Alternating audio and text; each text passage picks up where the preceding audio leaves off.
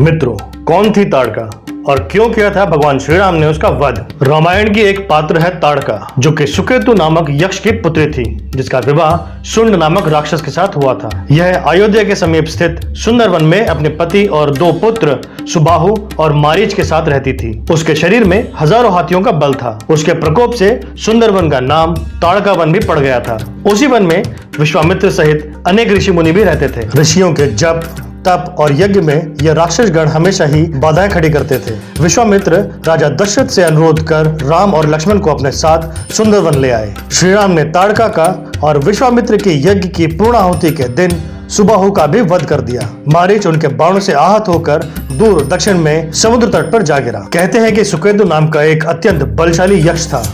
उसकी कोई भी संतान नहीं थी, अतः संतान प्राप्ति के उद्देश्य से उसने ब्रह्मा जी की कठोर तपस्या की। उसकी तपस्या से प्रसन्न होकर ब्रह्मा जी ने उसे संतान होने का वरदान दे दिया और उस वरदान के ही परिणाम स्वरूप ताड़का का जन्म हुआ।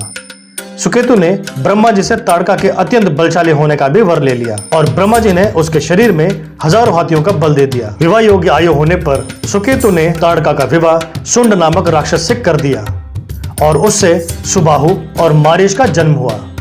मारीच भी अपनी माता के समान बलवान और पराक्रमी था। ताड़का का पुत्र मारीच शुंड राक्षस से उत्पन्न होकर भी स्वयं राक्षस नहीं था, परंतु वह बचपन से ही बहुत उपद्रवी और उद्दंड था। मारीच ऋषि मुनियों को अकारण ही कष्ट दिया करता था। उसके उपद्रवों से दुखी होकर एक दिन अगस्त मुनि ने उसे राक्षस हो जाने का श्राप दे दिया। अपने पुत्र को राक्षस गति प्राप्त हो जाने पर शुंड अत्यंत क्रोधित हो गया और अगस्त ऋषि को मारने दौड़ा। इस पर अगस्त ऋषि ने उसे श्राप देकर तुरंत ही भस्म कर दिया। अपने पति की मृत्यु और पुत्र की दुर्गति का बदला लेने के लिए ताड़का अगस्त मुनि पर झपटी। परिणाम स्वरूप अगस्त ऋषि ने श्राप देकर ताड़का की सुंदरता को नष्ट कर दिया और वह अत्यंत ही कुरूप हो गई। अपनी कुरूपता को देखकर और अपने पति की मृत्यु का बदला लेने के लिए ताड़का ने अगस्त मुनि के आश्रम को नष्ट करने का संकल्प कर लिया।